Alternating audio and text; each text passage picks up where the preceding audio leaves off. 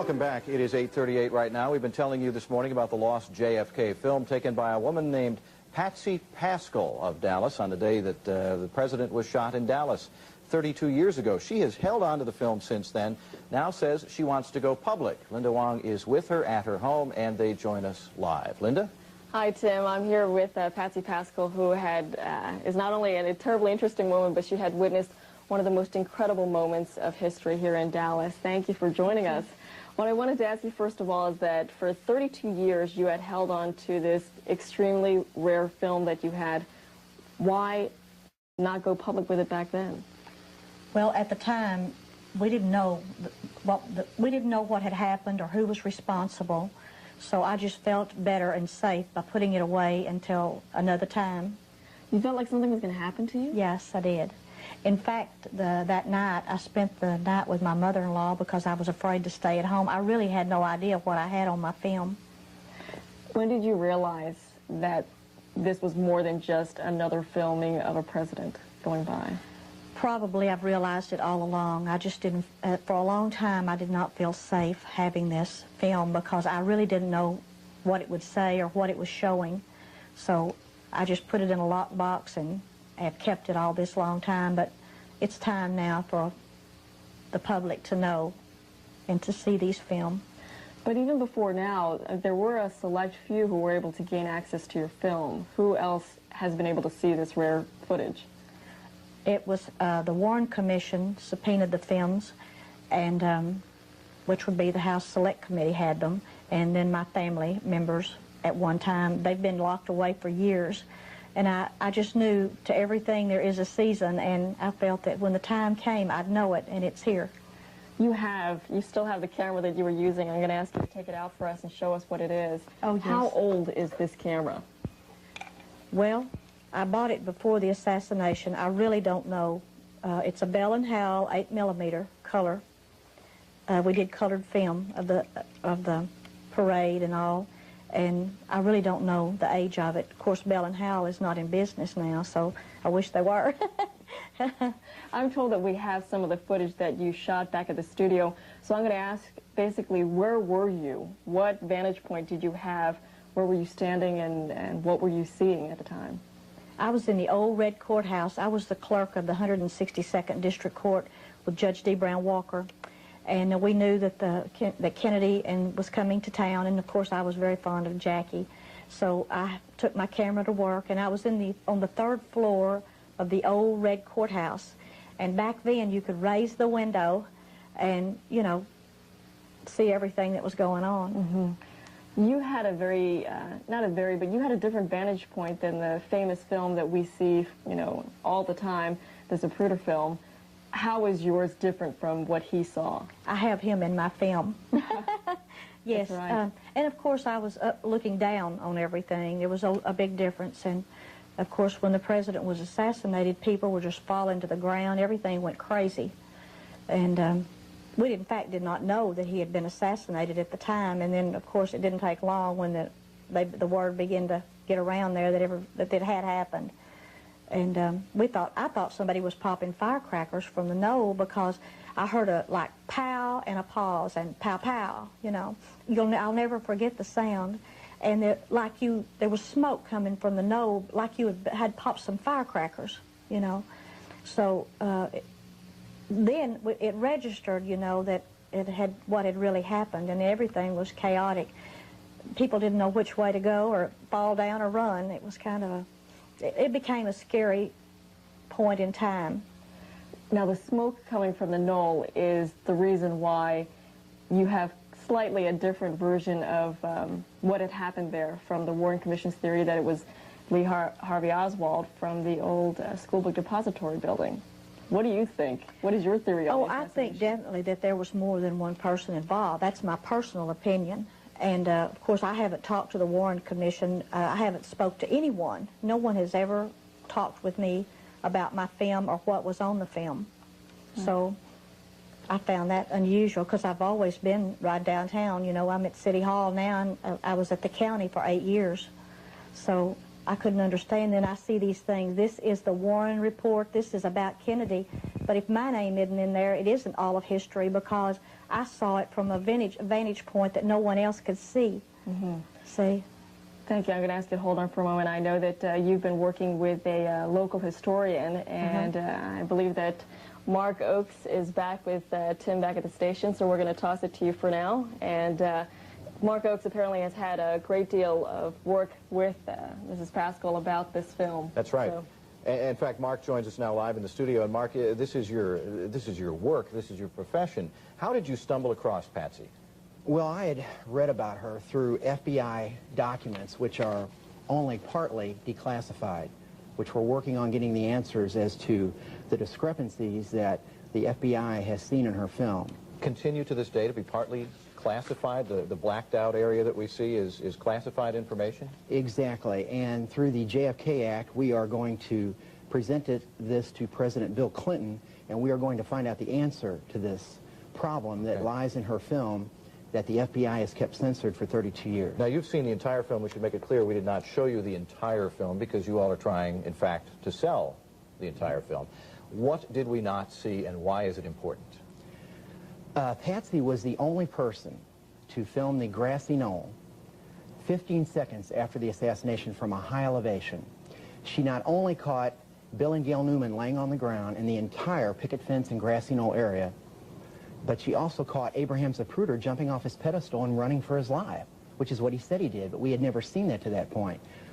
I believe that there is movement behind the fence, which is what the House Select Committee in 1979 concluded, and the man who concluded that stands by his acoustical evidence that supported that conclusion. But there was a shot from back there. They said a fourth shot was fired from behind that fence, and they have tried to undermine this conclusion, but I believe that Patsy's film will provide the answers to and support the House Select Committee findings. You see then, does it appear clear to you, you see movement on the grassy behind the fence? Behind the fence. Puff of smoke you alluded to? Now that I'm not going to say for sure because I want some experts to look at this film. We are interested in selling it, but I'm not an expert. I do have a friend, Greg James, that is my video consultant who has looked at the film, and he feels that there might be smoke on that film. But I will say there's definitely movement behind the fence, and from that angle, with technology, we can blow that up and find out and let the chips fall where they may. Who might be interested in buying this? There are probably several people that do documentaries that would be very interested in that, and also there's a man in Florida that collects this information that would be interested, and there are several people of interest that would be to. With all due respect, I can understand if you have it in your possession, you're going to say, gee, I'm going to sell it and make some money off of this. On the other hand, it's a part of history. Should it be sold, or should it be handed over to some experts to analyze and become a part of history? Well, what you have to understand is the general public doesn't know there were over 9 movie films of the assassination taken, and none of those people have donated theirs. Abraham Zapruder's family charges $30,000 and up to view it, to use it. Orville Nix took a beautiful film of the assassination, and they charge for showing it. It is part of history, and if Patsy was rich, if I was rich, I would love to do that. I would do that today. I would insist on doing that. But I think that after all this time and the people that, you know, have made money on their other films, I think that Patsy deserves some sort of monetary value for her film, and she deserves that. And it's just a matter of that after all these years that I think she deserves something more. We can ask, I think we can go back to Patsy and ask her a question. Patsy, you indicated that you were actually afraid, and that is why you kept this locked away for 32 years.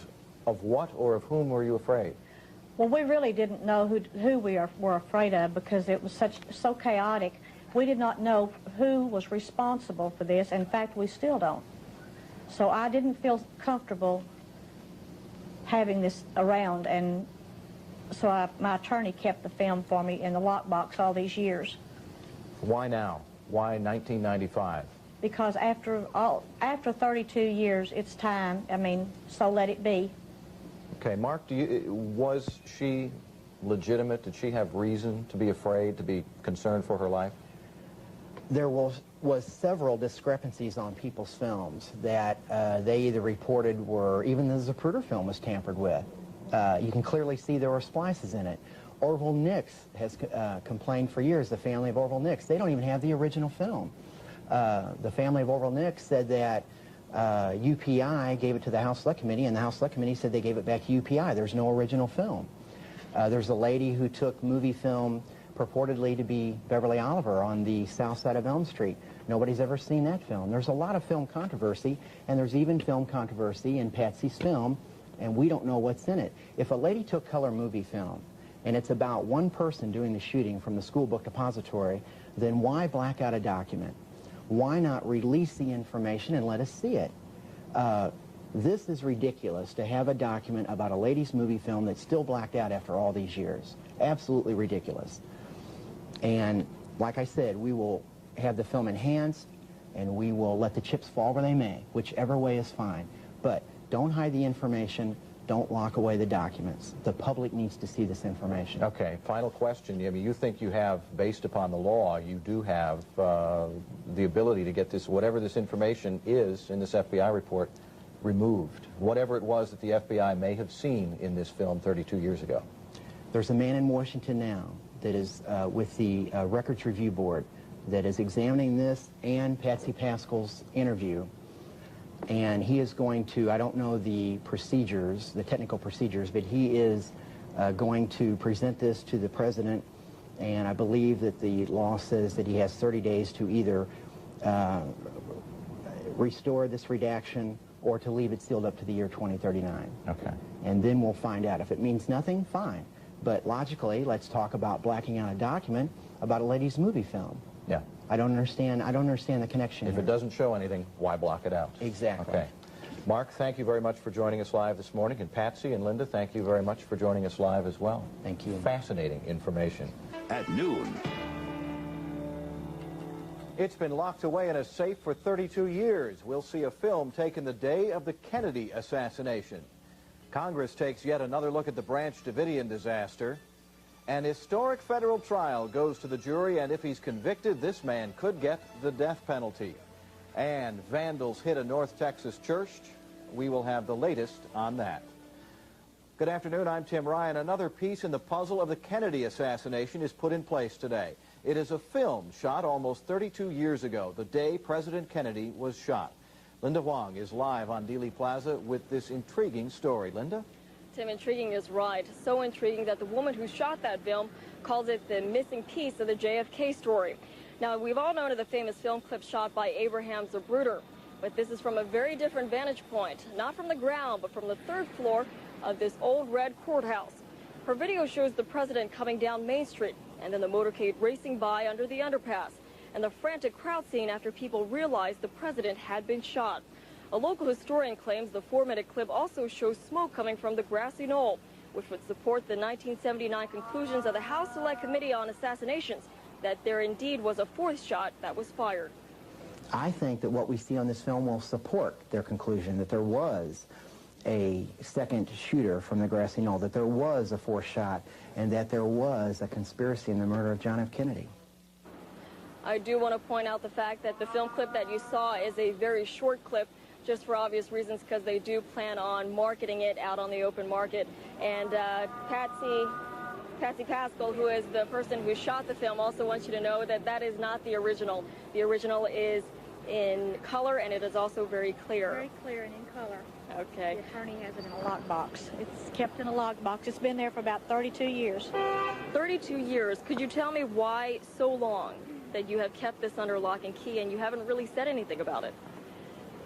Well, I just didn't feel the time was right. For a long time, I was afraid to let it be known that I had the film because I really didn't know the story behind why that they did this. And, of course, we were all very fond of our president, and we're very proud that he came to Texas.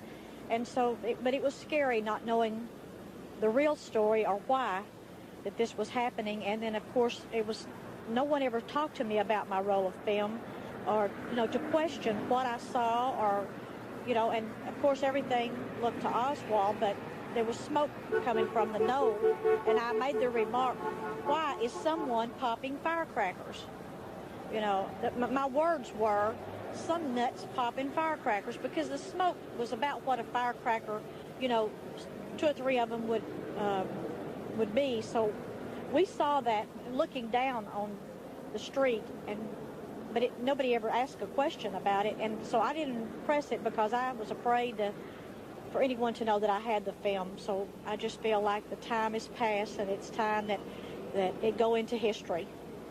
Now, that short film clip that we had seen did not show the pictures of the smoke coming from the grassy knoll, but the fact that that video does exist, and there's some discrepancy on whether or not there really is smoke coming from that area, right. But that would blow the whole theory that Lee Harvey Oswald was the only shooter. Now, you believe that theory is a sham?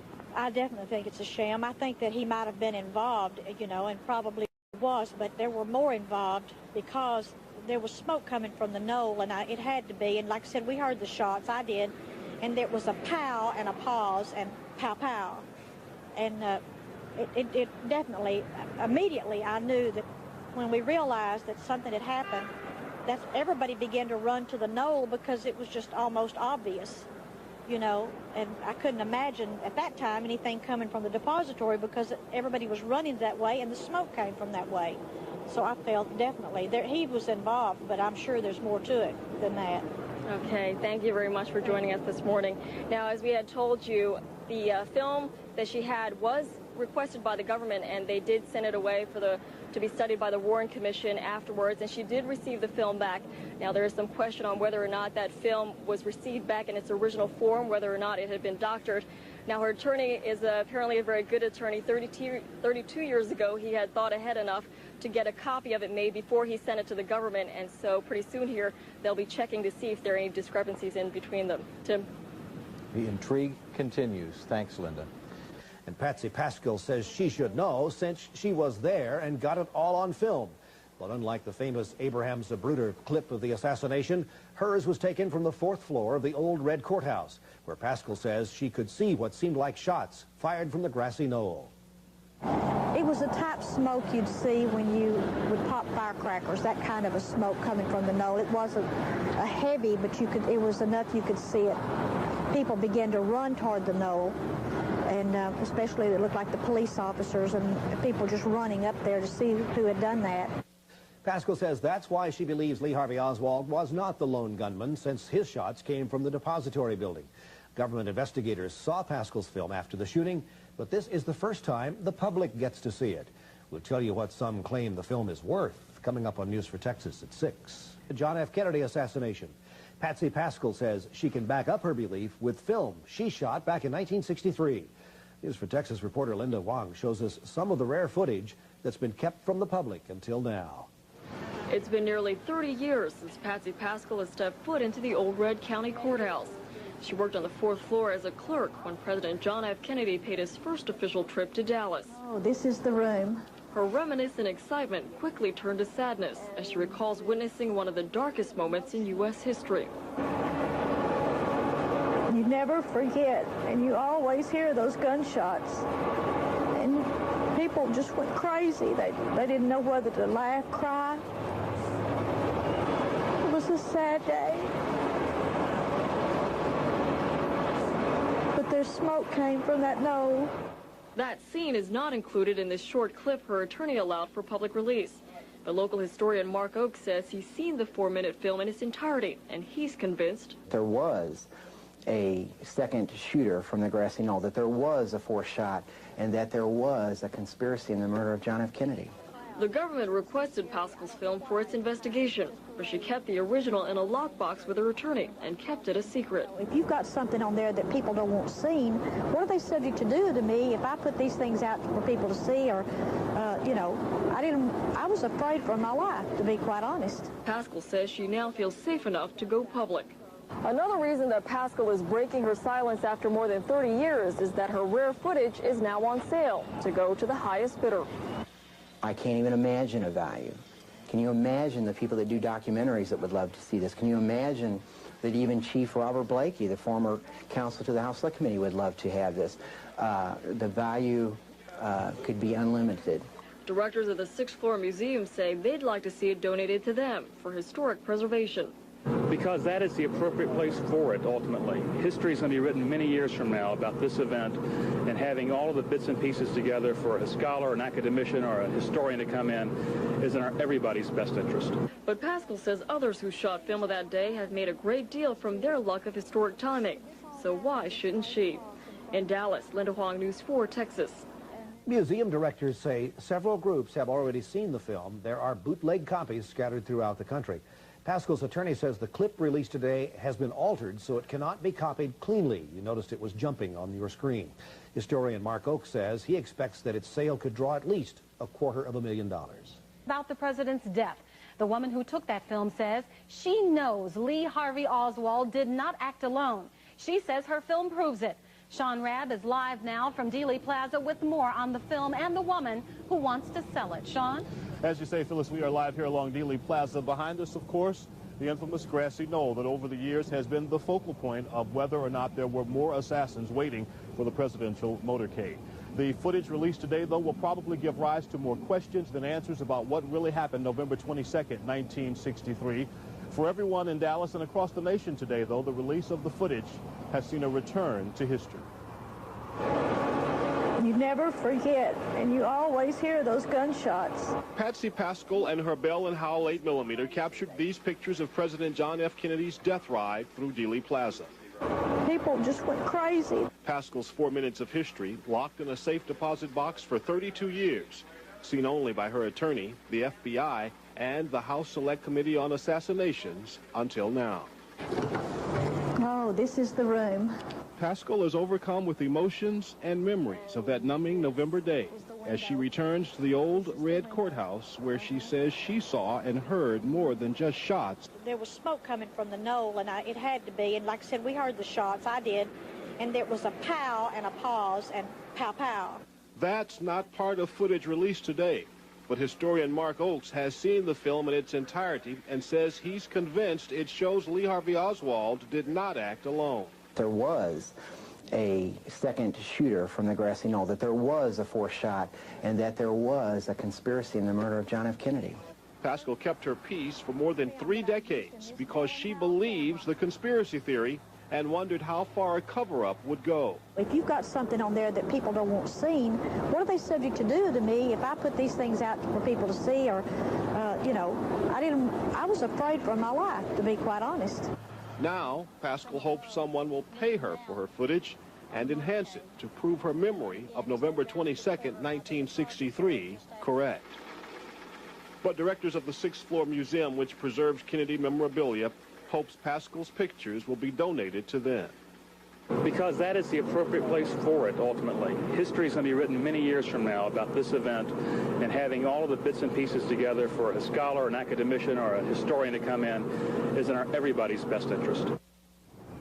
So indeed, the flames of conspiracy have been rekindled with the release of the footage today. More importantly, Mrs. Paschall knows that what she has may be priceless. It also may bring a pretty price. Phyllis? Sean Rabb reporting live from Dealey Plaza. Thank you. Lee Harvey Oswald was not the only gunman in the JFK assassination. News for Texas reporter Linda Huang shows us some rare footage never seen by the public until now. It's been nearly 30 years since Patsy Paschall has stepped foot into the old Red County Courthouse. She worked on the 4th floor as a clerk when President John F. Kennedy paid his first official trip to Dallas. Oh, this is the room. Her reminiscent excitement quickly turned to sadness as she recalls witnessing one of the darkest moments in U.S. history. You never forget, and you always hear those gunshots. And people just went crazy. They didn't know whether to laugh, cry. It was a sad day. But there's smoke came from that knoll. That scene is not included in this short clip her attorney allowed for public release. The local historian Mark Oakes says he's seen the 4-minute film in its entirety, and he's convinced There was a second shooter from the grassy knoll, that there was a fourth shot, and that there was a conspiracy in the murder of John F. Kennedy. the government requested Paschall's film for its investigation, but she kept the original in a lockbox with her attorney and kept it a secret. If you've got something on there that people don't want seen, what are they subject to do to me if I put these things out for people to see? Or, you know, I was afraid for my life, to be quite honest. Paschall says she now feels safe enough to go public. Another reason that Paschall is breaking her silence after more than 30 years is that her rare footage is now on sale to go to the highest bidder. I can't even imagine a value. Can you imagine the people that do documentaries that would love to see this? Can you imagine that even Chief Robert Blakey, the former counsel to the House Select Committee, would love to have this? The value could be unlimited. Directors of the 6th Floor Museum say they'd like to see it donated to them for historic preservation. Because that is the appropriate place for it, ultimately. History is going to be written many years from now about this event, and having all of the bits and pieces together for a scholar, an academician, or a historian to come in is in everybody's best interest. But Paschall says others who shot film of that day have made a great deal from their luck of historic timing. So why shouldn't she? In Dallas, Linda Huang, News 4, Texas. Paschall's attorney says the clip released today was altered so it can't be copied cleanly. One historian says he expects that tape to sell for at least $250,000. And Tim Heller.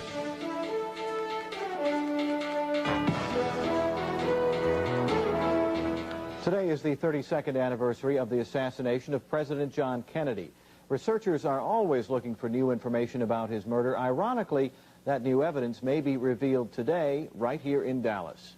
Julia Summers joins us live from our Dallas newsroom to explain. Julia? Tim, the Assassinations Records Review Board today is appealing to the public for photographs and home movies taken by anyone who was at Dealey Plaza when President Kennedy was gunned down 32 years ago. And today on this anniversary, the area is filled, as you can see, with those who came to remember. This is a live look at Dealey Plaza right now from our Eagle Eye camera. Just a few minutes ago, a wreath was laid at the Kennedy Memorial. While many Americans honor the president today, researchers are still looking for new information about President Kennedy's assassination. And that new evidence may be on this segment of film that's been hidden away for more than 30 years. Now, a few weeks ago, we showed you for the first time ever this footage that a Dallas woman shot the day President Kennedy was killed. The film, though, as you can see, is not very clear. So this morning, we obtained an enhanced version of that film. And we asked the former head of the FBI to look at the footage and to share his thoughts on what it might reveal. He saw it just a few minutes ago, and here's his reaction. Any potential evidence should be examined under the most positive possible circumstances. And I can't tell from the naked eye here anything that would be suspicious, but I think obviously a crime of this magnitude, that any potential new information should be closely examined, as I did when I was in charge of the investigation until I retired. That was Buck Revell, former head of the FBI. Now, Patsy Paschall, who shot this footage, would not allow us to show you the entire film. She has hopes of selling it and making money, as the Zapruder family has. I even asked Patsy if she would at least share her video with researchers who might want to examine it. She said she'd have to first check with her lawyer. Tim? Julia, what we were seeing there inside that circle almost looked like some flashes. Is that what they're suggesting? In fact, they were perhaps gun flashes?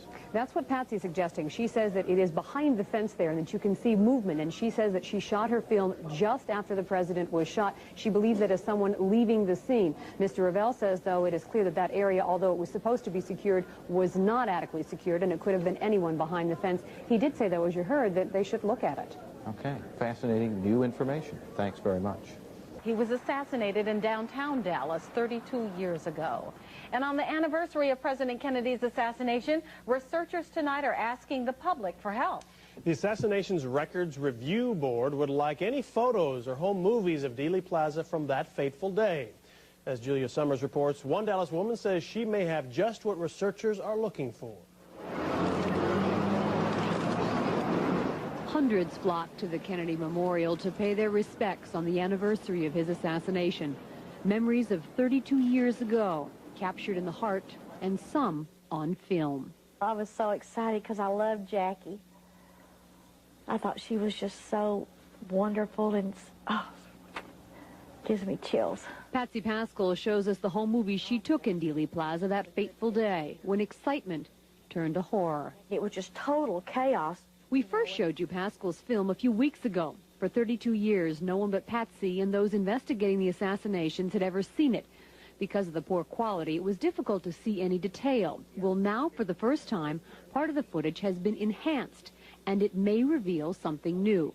To find out, we invited Buck Revell, former head of the Dallas FBI office, to look at Patsy's film. Where are you standing when you taking Okay, I'm on the 4th floor of the old red courthouse. Now, the president's limousine has already gone under the underpass. I'm interested in what you can see at the picket fence. See that? You can see that light, something moving back there. I don't know what it is. There's obviously it's interesting. Yeah, there's something there that I think with today's technology needs to be enhanced and see what develops. But I want to emphasize, I don't see anything at this point. But Patsy says she not only saw what happened, she heard it. 3 distinct shots. I heard 3. There was a pow and a pause and pow-pow. Right. I mean, this is for real. I wouldn't budge a smidget because that's the way it was. I don't care what anybody says. I know what I saw. She saw what she saw, but there's just absolutely no way that those shots came from the knoll. The shots were fired from behind that knoll. Why that it's not wanted to be accepted, I have no idea. But I was looking down, and I know what I saw, and it'll never change. I don't see anything there that is obviously suspicious, but I think that's by the naked eye, and certainly it needs to be examined. Paschall refused to allow us to show you the entire film because she eventually has plans of selling it. Interest in the mystery surrounding the president's death is still at an all-time high. I asked her if she would at least share it with some researchers who might want to examine it. She said she'd have to first check with her attorney. At Dealey Plaza, I'm Julia Summers, News 4 Texas. Joining us now from Dealey Plaza to talk more about all of the unanswered questions and unending theories concerning JFK's death is Dave Perry. Thanks for being with us, sir. Good evening. You describe yourself as a conservative, pro-conspiracy researcher. What does all that mean? Well, basically, I believe the possibility of a conspiracy. As a matter of fact, there were at least 3 conspiracies in operation at the time that Kennedy was assassinated. It's just over the years, so many conspiracy researchers have given us false leads. It's created confusion among the population. For example, if you check all the available literature, you're going to find that over 61 individuals have been named as being here in Dealey Plaza to actually do or assist in doing bodily harm to the president. Now, you said that the theory pool has kind of harmed things. It's become a cottage industry, really. How is all that hurting the historical record? Well, what happens is, I don't know if you remember it or not, but about 5 years ago, a young man came forward and claimed that his father, Roscoe White, a police officer, fired the fatal shot from the grassy knoll behind the picket fence. That was 5 years ago, and there was a large body of researchers who claimed his story authentic. Well, 5 years later, nothing new has been discovered and nothing more has been said. So it's almost as each year there is a new assassination theory du jour, and it goes away, and again, it leaves the public in a great deal of confusion. How do you, as a researcher, distinguish fact from fiction? Well, it's very difficult to do. What I do, which I think is different from most of the published authors, is I spend a lot of time in archives. I spend a lot of time in Dallas City Hall, in the public library, fact-checking. Whereas the authors of books are looking for sensational items that sell information. As an example, a couple of years ago, an author claimed that a Secret Service agent in a follow-up car to the president's motorcade accidentally shot Kennedy in the back of the head. Now again, with movies like JFK, the general population, they agree, 80% of the public agrees that there probably was a conspiracy. The House Select Committee considered there was a conspiracy. But again, when you have people naming 61 individuals, aren't you confused by all this? Very quickly, do you think we'll ever know the truth? It's getting more and more difficult. With 33 or 32 years away now. I haven't seen the Patsy Paschall film. I would love to see her turn that over to some reputable scholars to have them take an unbiased look at new information which might be on that film.